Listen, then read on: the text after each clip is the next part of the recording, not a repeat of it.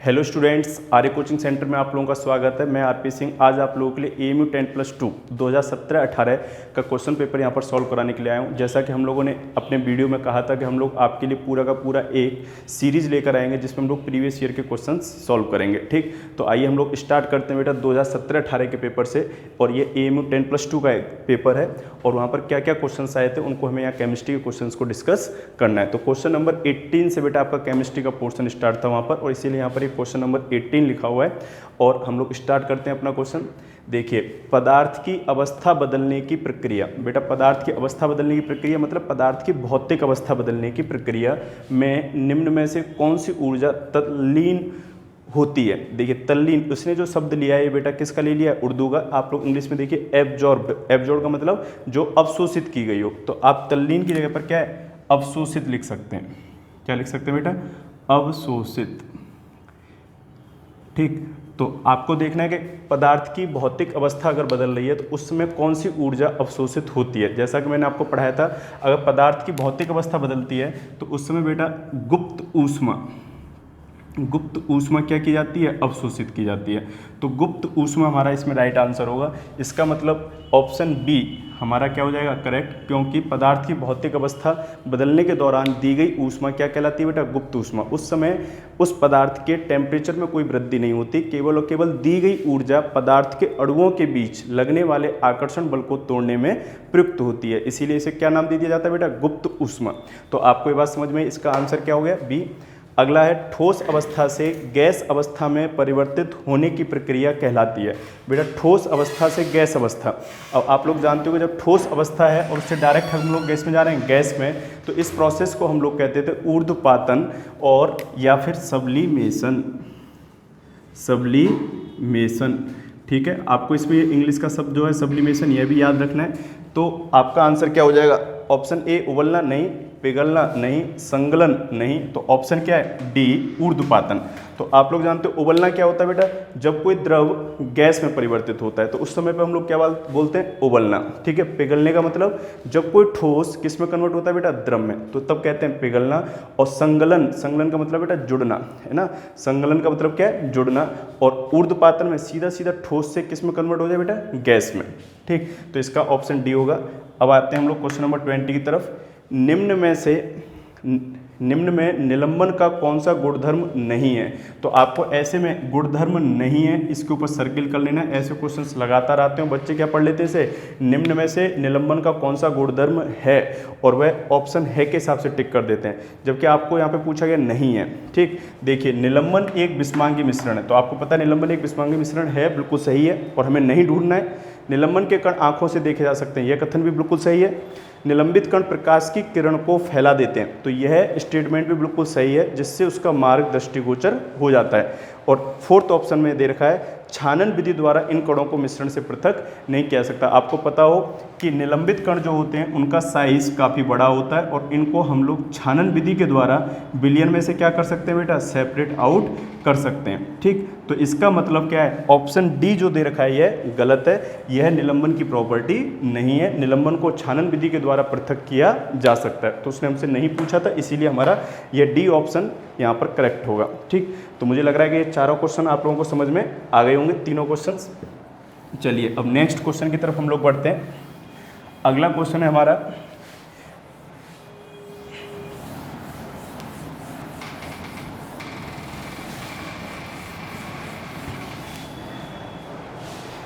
Face cream है। बेटा face cream की बात कर रहे हैं तो आपने एनसीईआरटी जो पढ़ी थी 9th क्लास की, और उसमें सेकंड चैप्टर था हमारा, हमारे आसपास के पदार्थ शुद्ध या अशुद्ध। तो वहाँ पे आपको एक टॉपिक पढ़ाया गया था बेटा, कॉलॉइड। क्या पढ़ाया गया था, कॉलॉइड। और वहाँ पर एक टेबल बनी हुई थी 2.1, सारणी 2.1, और उसमें आपने देखा हो जब पदार्थ की भौतिक अवस्था जो हमारी प्रावस्था होती थी वह भी क्या हो, द्रव, और उसमें जो आपका माध्यम है वह भी क्या हो, द्रव। जब दोनों द्रव द्रव होते थे उसे हम लोग बेटा इमल्सन कहते थे। क्या कहते थे, इमल्सन। और इमल्सन ही इसमें आपका सही आंसर आएगा, क्योंकि फेस क्रीम में जो प्रावस्था होती है वह भी क्या होती है बेटा, द्रव होती है, और जो माध्यम होता है वह भी कौन सी भौतिक अवस्था में होता है, द्रव में। और जब द्रव द्रव होते हैं तो उसे हम लोग क्या बोलते हैं बेटा, इमल्सन। और इसके उदाहरण आपके एनसीईआरटी में अगर आप देखोगे दूध और इमल्सन दे रखे हैं, और देखो डायरेक्ट वहाँ से उठा लिया ये क्वेश्चन, और इसका आंसर आपका क्या आएगा बेटा, इमल्सन। ठीक है, तो मैं आपसे बोलता हूँ कि लगातार के एनसीईआरटी के शब्द बाई शब्द आपको क्या होनी चाहिए, याद होनी चाहिए, कंठस्थ होना चाहिए, क्लियर होना चाहिए, क्योंकि वो एग्जाम्पल भी एनसीईआरटी के उठाकर लाता है। चलिए अगला क्वेश्चन हम लोग करते हैं। अगला दिया है मीथेन के एक अणु का भार होगा। बेटा किसका पूछ रहा है, एक अणु का भार। तो बहुत अच्छे तरीके से यहाँ पे पढ़ना है कि मीथेन के एक अणु का भार, ठीक, एक अणु। चलिए हम लोग करते हैं यहाँ पर कैलकुलेट। मैथेन CH4 होता है बेटा, क्या होता है, CH4। तो CH4 का अगर हम लोग अणुभार निकालें तो क्या आएगा बेटा, कार्बन का एक परमाणु है गुणा कार्बन का परमाणु भार प्लस हाइड्रोजन के कितने परमाणु हैं, 4, और हाइड्रोजन का परमाणु भार 1, तो ये हो गया बेटा 12 + 4 16। तो ये 16 ग्राम पर मोल लिख दिया मैंने, क्या लिख दिया, पर मोल। इसका मतलब यह जो भार है बेटा किसका है, 1 मोल मैथेन अणुओं का भार है 16 ग्राम। तो आप लोग इसे क्या लिख सकते हो, 1 मोल, या 1 मोल में बेटा कितने कण होते हैं, 6.022 × 10⁻23 अणु CH4 का भार कितना है बेटा, 16 ग्राम। कितना है, 16 ग्राम। ठीक है, हमें तो किसका निकालना है बेटा, एक अणु का। तो अगर एक अणु की बात करनी है तो हम लोग यहाँ पर क्या लिखेंगे, एक अणु CH4 का भार। तो यहाँ पर इसे x मान लेंगे, इसका मल्टीप्लाई किस में हो जाएगा, इसमें, और इसका मल्टीप्लाई इसमें। तो ये हो जाएगा x × 6.022 × 10⁻23 = 16। तो x = 16 डिवाइड बाई 6.022 × 10⁻23। तो देखो ये पावर सीधा सीधा ऊपर चली जाएगी, बस यहाँ पर क्या हो जाएगा, माइनस हो जाएगा, मल्टीप्लाई बाई। अब 6 का डिवाइड कर, क्या कहते हैं, 16 में 6 से क्या करना है बेटा, हमें डिवाइड करना है। तो डिवाइड करोगे तो कितनी बार जाएगा, लगभग 2 टाइम्स। और इसके बाद आप लोग अपना ऑप्शन भी देख सकते हो, यहाँ पर यह है 2.66 × 10⁻23। तो इसका मतलब एक ही ऑप्शन था, तो हमें इंटीजर डिजिट से अपना आंसर मिल गया, और आपका ऑप्शन डी इसमें राइट हो गया।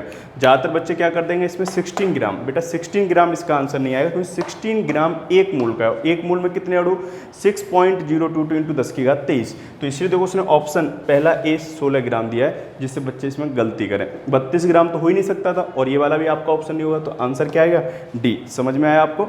जो भी क्वेश्चन आपको समझ में नहीं आया या फिर उसमें डाउट है तो आप लोग हमें कमेंट्स में भी लिख सकते हैं, और वो आपको डाउट क्लियर किया जाएगा। ठीक है, आइए अगले क्वेश्चन की तरफ हम लोग बढ़ते हैं। 26 ग्राम 6C13 में कितने न्यूट्रॉन होंगे। देखिए 26 ग्राम मात्रा दे रखी है बेटा आपको, 26 ग्राम किसकी, कार्बन की। जब भी आपको मात्रा दे रखी हो तो मैंने आपको बताया था बेटा सबसे पहला काम होता है क्या करना, मोल कैलकुलेट कर लो आप। क्या कैलकुलेट कर लो, मोल। तो मोल किस तरीके से कैलकुलेट होंगे, N = W/m। W कितना दे रखा है बेटा आपको, 26। अब देखिए m होता है बेटा अणुभार या परमाणु भार। यहाँ पर कार्बन का हमें क्या दे रखा है, परमाणु, तो परमाणु का परमाणु भार लिया जाएगा। ठीक है, परमाणु भार उसने दे रखा है क्वेश्चन में 13, तो यहाँ पे हमने 13 लिख लिया, और n की वैल्यू कितनी हो गई, 2। इसका मतलब हमारे पास 2 मोल हैं किसके, कार्बन के। कितने मोल है बेटा, 2 मोल कार्बन के। अब हमारा काम ये होगा 2 मोल कार्बन में हमें न्यूट्रॉनों की संख्या कैलकुलेट करनी है। सबसे पहला काम हम ये करें कि एक कार्बन में न्यूट्रॉन की संख्या कैलकुलेट कर लें। देखिए एक कार्बन में न्यूट्रॉन किस तरीके से होंगे, 6C13। तो बताइए क्या होगा, न्यूट्रॉन निकालने के लिए A माइनस के Z। तो बेटा ये क्या है, A, और ये क्या है आपका Z। तो A माइनस के Z, ठीक। तो 13 में से 6 घटाना है हमें, 13 माइनस के 6, कितना बचा रह जाएगा बेटा, 7। ठीक, 7। इसका मतलब न्यूट्रॉनों की संख्या कितनी आ गई, 7। ये N जो है बेटा ये न्यूट्रॉन है, और ये क्या है, मोल है। कंफ्यूज मत होना, दोनों जगह NN लिखा हुआ है, और ये क्या है बेटा आपका, न्यूट्रॉन। ठीक है, तो अब आप लोग क्या कहोगे, देखो तो ध्यान से। एक कार्बन परमाणु में न्यूट्रॉन की संख्या, एक कार्बन परमाणु में न्यूट्रॉन की संख्या कितनी हो जाएगी बेटा, 7। ठीक है, हमारे पास कितने कार्बन परमाणु हैं, 2 मोल। 2 मोल कार्बन परमाणु में हम लोग देखते हैं परमाणु की संख्या कितनी है। तो क्या लगाना पड़ेगा फॉर्मूला, N = N/Na। तो हम लोग n कैलकुलेट कर रहे हैं, N = स्मॉल n × Na। तो बताओ स्मॉल n की वैल्यू कितनी है बेटा, 2। तो 2 गुणा Na की वैल्यू कितनी होगी, 6.022 × 10⁻23। यह क्या है हमारे पास, कार्बन परमाणु। इनमें हमें क्या कैलकुलेट करनी थी बेटा, न्यूट्रॉनों की संख्या। तो इस वैल्यू को हम लोग यहाँ ले लें तो 2 × 6.022 × 10⁻23 कार्बन परमाणु में न्यूट्रॉनों की संख्या। अब देखिए इसका हम लोग इसमें मल्टीप्लाई कर देंगे और x यहाँ पर हम लोग मान लेंगे x का मल्टीप्लाई किस में 1 में, तो x ही रहेगा और इसका मल्टीप्लाई इसमें कर देंगे तो कितना हो जाएगा 2 × 6.022 × 7 × 10⁻23।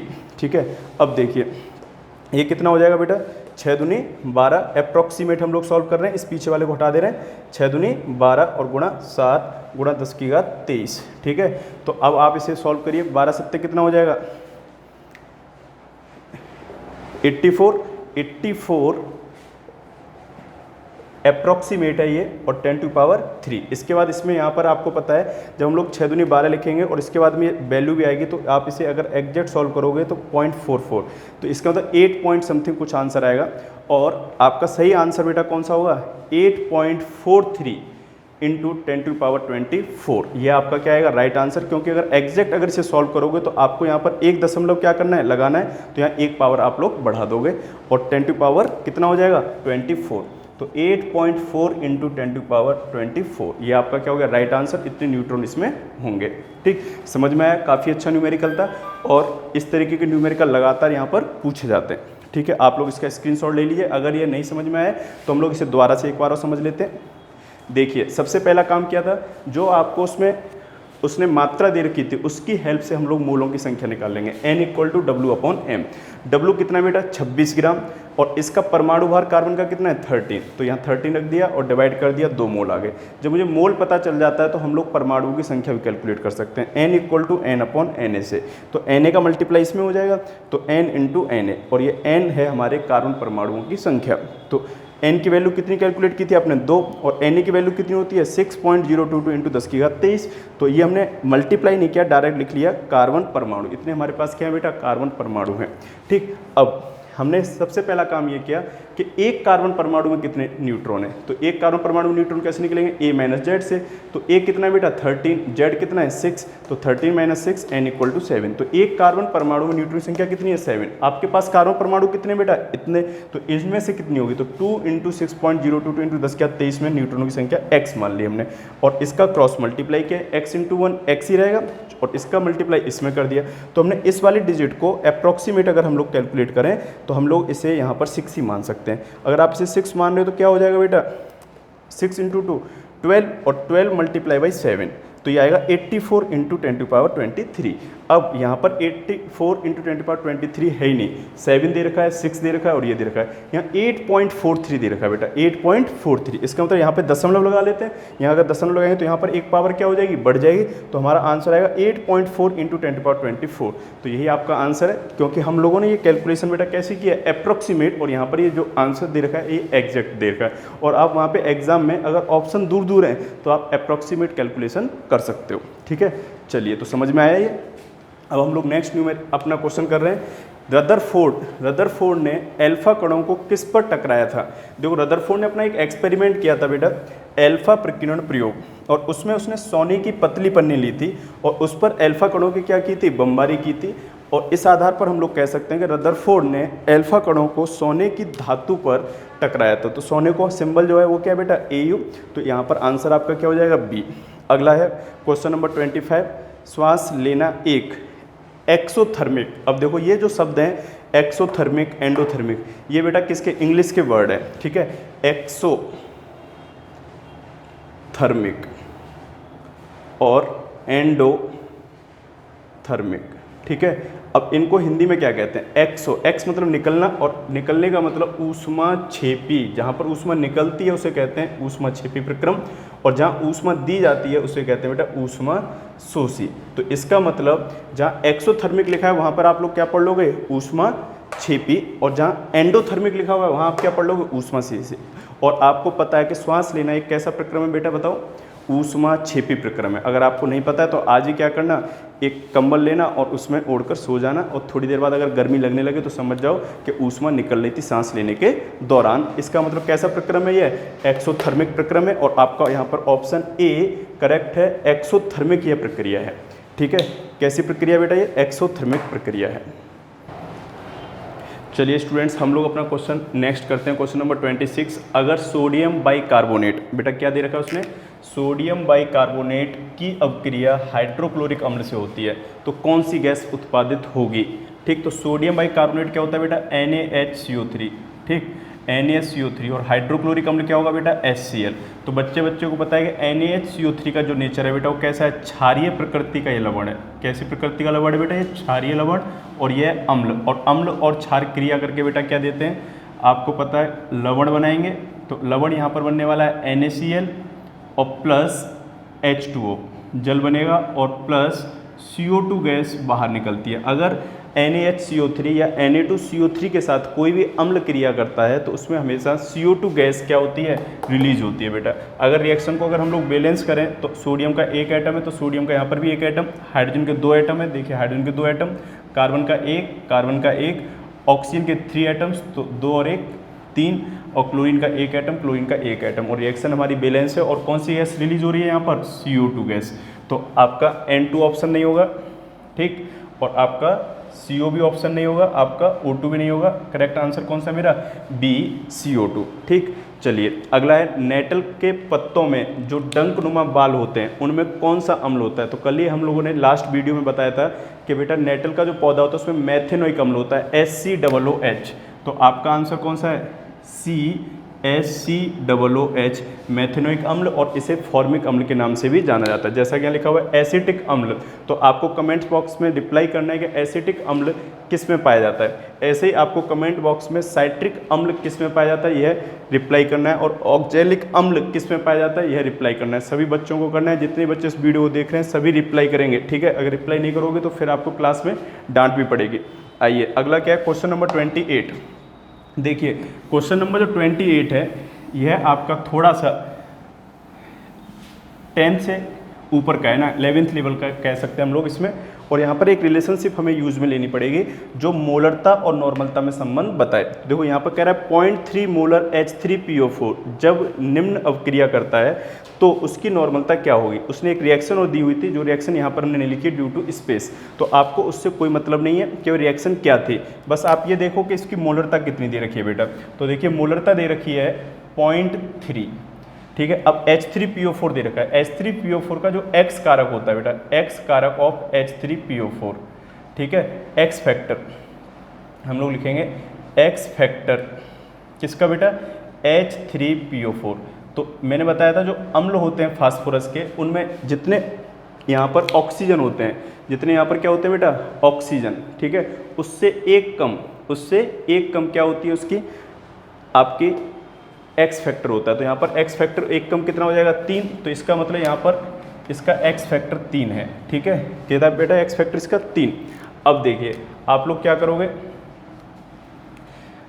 नॉर्मलता कैलकुलेट करनी है। नॉर्मलता इक्वल टू होता है मोलरता इंटू एक्स कारक, मोलरता इंटू एक्स कारक। तो मोलरता हो गई आपकी 0.3 और एक्स कारक इसका कितना है बेटा, 3। तो मल्टीप्लाई करोगे तो कितना आ जाएगा बेटा, 0.9। कितना आ जाएगा, 0.9। तो इसका आंसर आपका क्या हो जाएगा बेटा, D 0.9, ठीक है।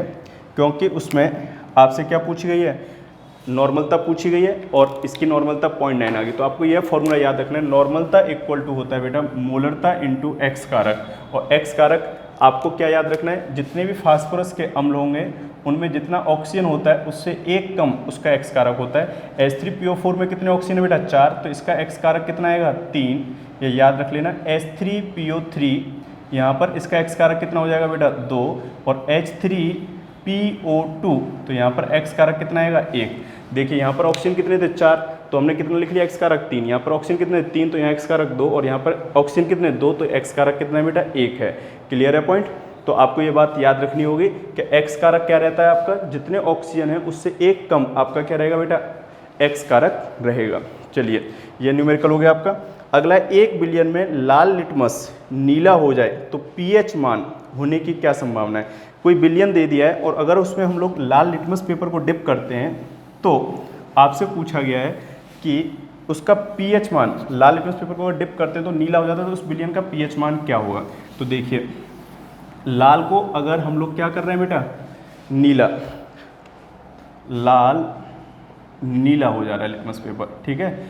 तो इसका मतलब ऐसा होता है जब वह क्षारीय विलयन हो बेटा। कौन सा विलयन हो? क्षारीय। क्षारीय जो विलयन होता है उसमें लाल लिटमस पेपर कैसा हो जाता है? नीला हो जाता है। और क्षारीय विलयन की पीएच जो होगी वो बेटा क्या रहती है? ग्रेटर देन 7 रहती है। तो हमें ऐसा ऑप्शन सर्च करना है जहाँ पर पीएच मान 7 से अधिक दे रखा हो। देखो 1 दे रखा है, ये कम है 7 से, 4 दे रखा है, ये भी कम है 7 से, यहाँ 5 दे रखा है, ये भी कम है, और यहाँ 10 दे रखा है। यह पीएच मान 7 से अधिक है और हमारा ऑप्शन क्या हो जाएगा बेटा? डी यहाँ पे करेक्ट, और ये 10 यहाँ पर सही आंसर है। ठीक है, चलिए तो समझ में आया। अगर यहीं पे उल्टा क्वेश्चन कर देता कि भाई यहाँ पर क्या हो जाता है? नीले से लाल हो जाता, तो फिर आपको 3 ऑप्शन वह क्या देता? 7 से अधिक देता, और एक ऑप्शन आपको 7 से कम देता। अगर इस क्वेश्चन को, अगर जिस बच्चों को नहीं आता ये चीज़ पता नहीं है, तब भी वो सही करके आ सकता था। देखो 3 ऑप्शन आपके 7 से कम है, एक ही ऑप्शन आपका क्या है? 7 से अधिक है। इसका मतलब एक ही ऑप्शन तो राइट होने वाला है। तो इन तीनों में तो एक जैसे गुण है, इसका ये तीनों अम्लीय को प्रदर्शित कर रहे हैं और ये अकेला किसे कर रहा है? क्षारीय को। तो आंसर क्या आएगा? डी। चलिए अगले क्वेश्चन की तरफ हम लोग बढ़ते हैं। बकमिंस्टर फुलरीन अपर रूप है।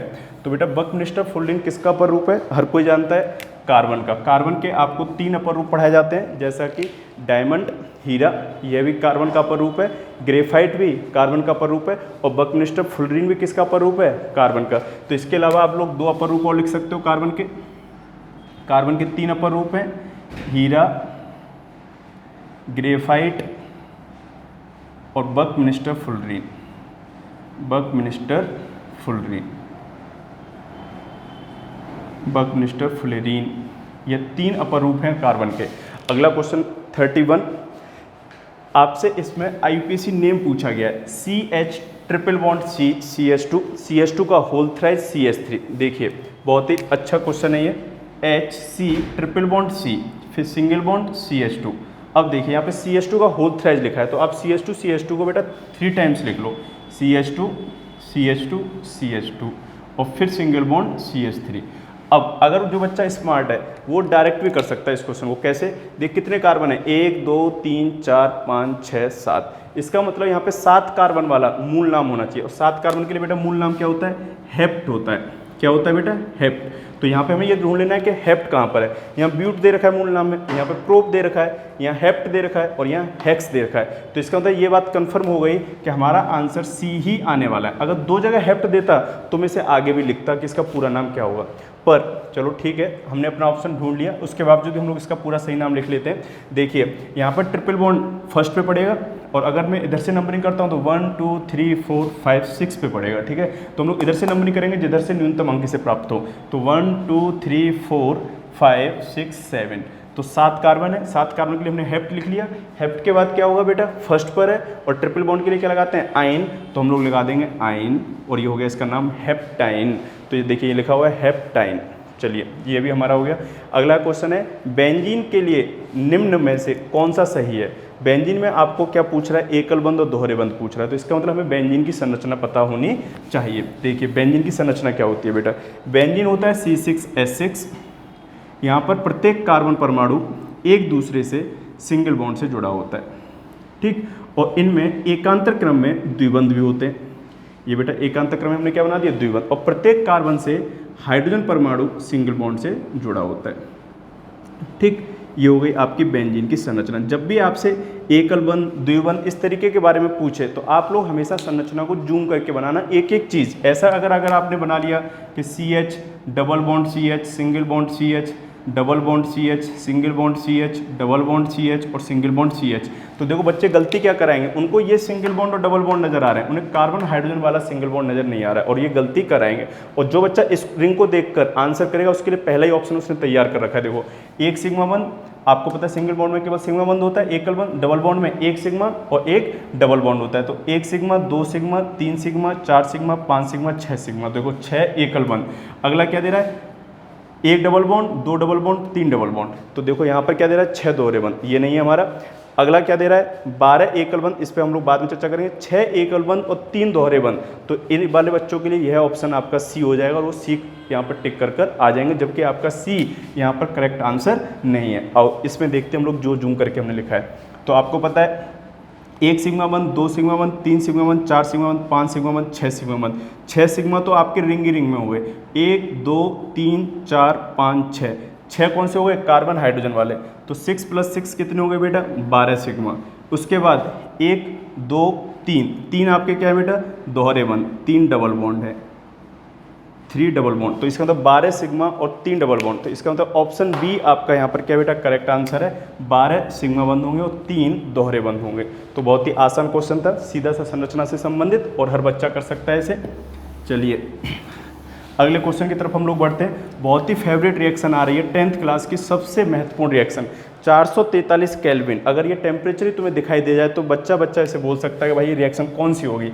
एक ही रिएक्शन है बेटा जहाँ पर हम लोग मेथनॉल को गर्म करते हैं, CH3CH2OH किसकी उपस्थिति में, H2SO4 की उपस्थिति में, और 443 केल्विन। हर बच्चे को रटवाई गई है, जितने बच्चे 10th क्लास के होंगे ये सबसे फेवरेट रिएक्शन है। H2SO4 निर्जली कारक की भांति काम करता है और यहाँ से जल निकाल लेगा। तो इसकी संरचना को बेटा मैं ऐसे लिख सकता हूँ, CH2 सिंगल बॉन्ड CH2, यहाँ पर इस OH को हमने इस तरीके से लिख लिया, और जो यहाँ एक H था उसको ऐसे करके लिख लिया। ये H और OH ये दोनों यहाँ से क्या हो जाएंगे बेटा, निकल जाएंगे जल के रूप में। तो क्या बन जाएगा, H2O। तो हमने यहाँ लिख लिया H2O, और बच्चा जानता है कि जब 2 सिग्मा बंध टूटते हैं तो यहाँ पर एक पाई बंध का निर्माण हो जाता है। तो CH2 डबल बॉन्ड CH2, जिसे हम लोग एथिलीन भी कहते हैं, या फिर अगर हम लोग इसका IUPAC नेम लिखें तो एथ और डबल बॉन्ड के लिए इन, एथीन।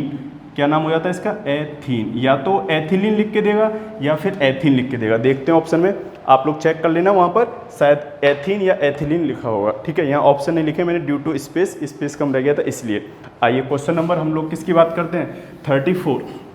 क्वेश्चन नंबर 34 में कह रहा है आपसे कि निम्न में से किसका गलनांक न्यूनतम है। गलनांक न्यूनतम का मतलब आप समझ लो, जिसका गलनांक कम होगा वह कम टेम्परेचर पे पिघलने लगेगा। जैसा कि आपको मैंने बताया था सीजियम और गैलियम, दो ऐसी धातु हैं बेटा, सीजियम और गैलियम, जिनको अगर हम लोग हथेली पर रख लें तो ये क्या हो जाती हैं, पिघलने लग जाती हैं। ठीक है, तो देखिए लेड नहीं है, आरबी नहीं है, पोटेशियम नहीं है, और सीजियम बिल्कुल सही, सीजियम आपका सही आंसर है, क्योंकि हथेली पे रखने पे क्या होगा, पिघलने लगेगा। उन तीनों के गलनांक क्या है, इसकी तुलना में उच्च हैं, और आपका आंसर क्या हो जाएगा, डी हो जाएगा। ठीक है बेटा, एक और क्वेश्चन है 35, उसके बारे में और हम लोग बात करते हैं। क्वेश्चन नंबर 35 में आपसे पूछा गया है कि निम्न में से कौन सा धातु है, परमाणु क्रमांक दे रखे हैं 17, बी सेकेंड, सी 19 और डी दे रखा है 33।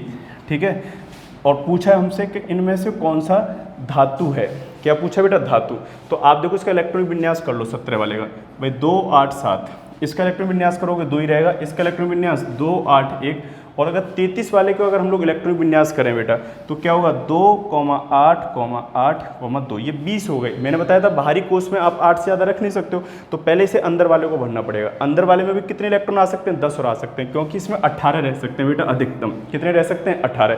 चलो तो अब यहाँ पे 10 इलेक्ट्रॉन और डाल देते हैं, तो 20 और 10 कितने हो गए बेटा, 30। अब आपके पास कितने इलेक्ट्रॉन बचे हुए हैं, वहाँ पर 33 दे रखा है, अभी आपके पास 3 इलेक्ट्रॉन बचे हो। अब वो 3 इलेक्ट्रॉन हम किस में डालेंगे, अगले वाले में। तो 2 8 18, अब 2 से यहाँ पर कितने हो जाएंगे, 5। अब आपने देखा कि इसका सही इलेक्ट्रॉन विन्यास कितना हो गया, 2 8 18 5। आपको मैंने एक चीज़ बताई थी कि जिसके बाह्यतम कोष में 4 से कम इलेक्ट्रॉन होते हैं वह क्या होता है बेटा, आपका धातु होता है। इसके बाह्यतम कोष में कितने, 7, इसके बाह्यतम कोष में कितने, 5। ये दोनों धातु नहीं है। चलो अब बात आई इन दोनों की, यहाँ पर एक ही तो कोष है, चाहे बाह्यतम की बात कर लो चाहे आंतरिक की, एक ही कोष है 2। और आपको पता है, हर बच्चे को पता हुआ है बेटा, ये हीलियम है और हीलियम का परमाणु क्रमांक क्या है, 2, और ये अक्रिय गैस है, तो इसका मतलब यह भी धातु नहीं है। बचा कौन, सी ऑप्शन आपका बिल्कुल राइट है। इसके बाह्यतम कोष में कितना इलेक्ट्रॉन है, 1, और हर बच्चा इसे जानता है, ये पोटेशियम है। जिन्हें परमाणु क्रमांक पता हो वो भी ये आंसर टिक कर सकते थे, पोटेशियम का परमाणु क्रमांक दे रखा है। इस तरीके से 2017-18 के केमिस्ट्री के जितने भी क्वेश्चन थे वो सभी हमने यहाँ पर सॉल्व कर लिए। अगर आपको यहाँ पर कोई भी डाउट है तो आप कमेंट बॉक्स में लिख सकते हैं। अगर ये वीडियो आपको पसंद आया तो आप इसे लाइक करिए और हमारे चैनल को सब्सक्राइब किए और ज़्यादा से ज़्यादा शेयर करिए। Thank you.